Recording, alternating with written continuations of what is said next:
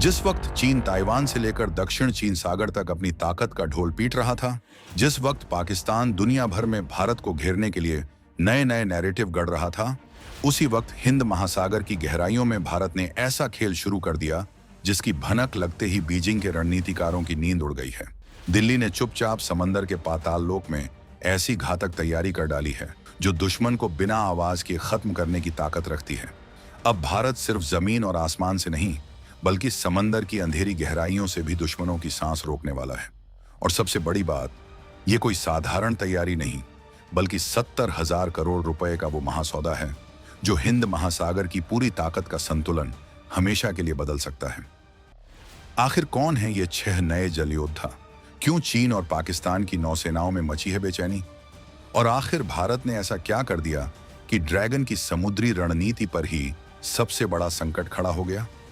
जब बीजिंग अपने युद्धाभ्यासों का दिखावा कर रहा था और इस्लामाबाद चीनी हथियारों के दम पर खुद को समुद्री ताकत मानने की गलतफहमी पाल रहा था, ठीक उसी समय भारत की नौसेना एक ऐसे प्रोजेक्ट को अमली जामा पहनाने में जुटी थी जो 2026 के इस नए भारत की सबसे आक्रामक और सटीक रणनीतियों में से एक है। यह प्रोजेक्ट कोई छोटा मोटा सौदा नहीं है, बल्कि यह प्रोजेक्ट 75 इंडिया है। इसके तहत समंदर के भीतर राज करने वाली 6 ऐसी एडवांस और घातक पनडुब्बियां भारतीय नौसेना के बेड़े में शामिल होने जा रही हैं, जिनकी कुल कीमत लगभग 70,000 करोड़ रुपए है। नौसेना के इतिहास में इसे भारत की सबसे बड़ी और सबसे महत्वपूर्ण रक्षा डील्स में गिना जा रहा है। रक्षा गलियारों से जो खबरें छन कर आ रही हैं, उनके मुताबिक भारत सरकार इसी साल सितंबर महीने तक इस मेगा डील को अपनी अंतिम और औपचारिक मंजूरी दे सकती है। और जैसे ही इस कागज पर मुहर लगेगी, हिंद महासागर में भारत के दबदबे का एक बिल्कुल नया और अजेय युग शुरू हो जाएगा। लेकिन यहाँ एक बड़ा सवाल उठता है, आखिर इन 6 पनडुब्बियों में ऐसा क्या खास है जो दुनिया भर की नौसेनाएं इनकी चर्चा कर रही हैं? दरअसल ये कोई आम सबमरीन नहीं है जो सिर्फ पानी में गोते लगाती हूँ। इन पनडुब्बियों के अंदर जो तकनीक लगने वाली है, उसी ने चीन और पाकिस्तान के रक्षा विशेषज्ञों के माथे पर पसीना ला दिया है। इस अचूक और रहस्यमयी तकनीक का नाम है AIP, यानी एयर इंडिपेंडेंट प्रोपल्शन। इसे बिल्कुल आसान और बोलचाल की भाषा में समझें तो यह पनडुब्बियों को एक तरह की अदृश्य शक्ति दे देती है। जो पुरानी या सामान्य डीजल इलेक्ट्रिक पनडुब्बियां होती हैं, उनके जनरेटर चलाने और बैटरी को चार्ज करने के लिए ऑक्सीजन की जरूरत होती है। इसके लिए उन्हें हर 2 या 3 दिन में समंदर की सतह के बिल्कुल करीब आना पड़ता है ताकि वो एक पाइप के जरिए बाहर की हवा खींच सकें। इस प्रक्रिया को स्नॉर्कलिंग कहते हैं। और तकनीकी युद्ध के इस दौर में जैसे ही कोई पनडुब्बी हवा लेने के लिए सतह के पास आती है, आसमान में मंडरा रहे दुश्मन के सैटेलाइट और P-8I पोसाइडन जैसे टोही विमान उसे तुरंत अपने रडार पर पकड़ लेते हैं। पनडुब्बी की लोकेशन ट्रेस होते ही उसका खेल खत्म हो सकता है। यहीं पर एंट्री होती है AIP तकनीक की। AIP सिस्टम से लैस पनडुब्बियों को अपनी बैटरी चार्ज करने के लिए बार बार समंदर के ऊपर आने की कोई जरूरत नहीं होती। ये पनडुब्बियां बिना ऑक्सीजन लिए समंदर की सबसे गहरी और खामोश दुनिया में कई कई हफ्तों तक लगातार छिपी रह सकती हैं। आप खुद सोचिए, समंदर के भीतर एक ऐसी विशालकाय मशीन मौजूद है जो बिल्कुल खामोश है, जिसकी कोई आवाज नहीं है, जो रडार की पकड़ से बिल्कुल बाहर है और जो हफ्तों तक पानी से बाहर ही नहीं आती। दुश्मन का जंगी जहाज समंदर के ऊपर से गुजर जाएगा और उसे भनक तक नहीं लगेगी कि उसके ठीक नीचे पाताल लोक के अंधेरे में उसकी तबाही का पूरा इंतजाम घूम रहा है। यही वो स्टील्थ या छिपने की ताकत है जो इन पनडुब्बियों को समंदर का सबसे खतरनाक शिकारी बनाती है। अब आप समझ सकते हैं कि आखिर क्यों पाकिस्तान और चीन इस वक्त बुरी तरह से बौखलाए हुए हैं। पाकिस्तान की नौसेना पिछले कुछ सालों से चीन की गोद में बैठकर अपनी अंडर वाटर ताकत बढ़ाने के ख्वाब देख रही थी। चीन ने अपने सदाबहार दोस्त पाकिस्तान को हंगोर क्लास की 8 AIP पनडुब्बियां देने का सौदा किया था, जिनमें से कुछ की डिलीवरी शुरू भी हो चुकी है। 2026 के ताजा रक्षा आंकड़ों को देखें तो अनुमान है कि आने वाले कुछ ही सालों में पाकिस्तानी नौसेना के पास 11 तक ऐसी AIP सबमरीन हो सकती हैं। पाकिस्तान सोच रहा था कि वह अरब सागर में भारत को इन चीनी पनडुब्बियों के दम पर आंखें दिखाएगा, लेकिन नया भारत अब पुरानी चालों से नहीं चलता। दिल्ली में बैठे रणनीतिकारों ने पाकिस्तान की इस पूरी चाल को भांप लिया और प्रोजेक्ट 75 इंडिया के जरिए एक ऐसा तगड़ा जवाब तैयार कर दिया जिसने पाकिस्तान की पूरी समुद्री रणनीति को ताश के पत्तों की तरह ध्वस्त करके रख दिया है। भारतीय नौसेना की ये नई 6 पनडुब्बियां तकनीक, मारक क्षमता और साइलेंट ऑपरेशन के मामले में पाकिस्तान की चीनी पनडुब्बियों से कई गुना ज्यादा एडवांस होंगी। इस पूरे महासामंजस्य की सबसे बड़ी और गर्व करने वाली बात यह है कि ये 6 महाबली पनडुब्बियां दुनिया के किसी दूसरे देश के शिपयार्ड में नहीं, बल्कि सीधे भारत की सरजमी पर बनेंगी। मुंबई में स्थित भारत की अपनी Mazagon dock shipbuilders limited यानी एमडीएल इस पूरे प्रोजेक्ट का नेतृत्व करेगी। एमडीएल जर्मनी की मशहूर और तकनीक के मामले में दुनिया की सबसे बेहतरीन कंपनियों में से एक थिसनक्रुप मरीन सिस्टम्स के साथ मिलकर इन पनडुब्बियों का निर्माण करेगी। इसका सीधा सा मतलब यह है कि भारत अब सिर्फ एक खरीदार नहीं है जो विदेशी कंपनियों को पैसा देकर हथियार ले ले। इस डील में पूरी की पूरी तकनीक का ट्रांसफर शामिल है। जर्मनी की कंपनी अपनी सालों की रिसर्च और वो सीक्रेट तकनीक भारत के साथ साझा करेगी और हमारे भारतीय इंजीनियर उन पनडुब्बियों को अपने हाथों से आकार देंगे। यही वो आत्मनिर्भरता का असली मॉडल है। यही वो मेक इन इंडिया का दम है जिसने चीन की रातों की नींद हराम कर दी है। क्योंकि चीन जानता है कि अगर भारत ने एक बार खुद एआईपी पनडुब्बियां बनाना सीख लिया तो फिर उसे रोकना किसी के बस की बात नहीं होगी।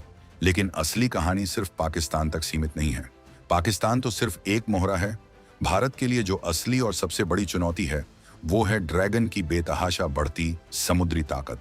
चीन पिछले 1 दशक से जिस तेजी के साथ अपने नौसैनिक बेड़े को बढ़ा रहा है वह पूरी दुनिया के लिए चिंता का विषय है। ताज़ा रिपोर्ट्स और इंटेलिजेंस के आंकड़ों पर नजर डालें तो पता चलता है कि चीन के पास इस वक्त करीब 65 छोटी बड़ी पनडुब्बियां मौजूद हैं और जिस तेजी से चीनी शिपयार्ड दिन रात काम कर रहे हैं 2035 तक उनकी पनडुब्बियों का आंकड़ा 80 के पार जा सकता है। चीन लगातार हिंद महासागर में अपनी घुसपैठ बढ़ाने की कोशिश कर रहा है।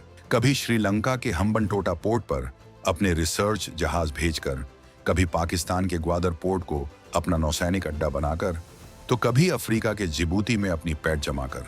चीन स्ट्रिंग ऑफ पर्ल्स यानी मोतियों की माला नाम की एक रणनीति के तहत भारत को चारों तरफ से समंदर में घेरने की कोशिश कर रहा है। लेकिन भारत ने भी अपनी चाल चल दी है। इन 6 नई महापनडुब्बियों का निर्माण और उनकी तैनाती चीन को एक बहुत साफ और कड़ा संदेश है कि हिंद महासागर किसी की बपौती या किसी का निजी तालाब नहीं है।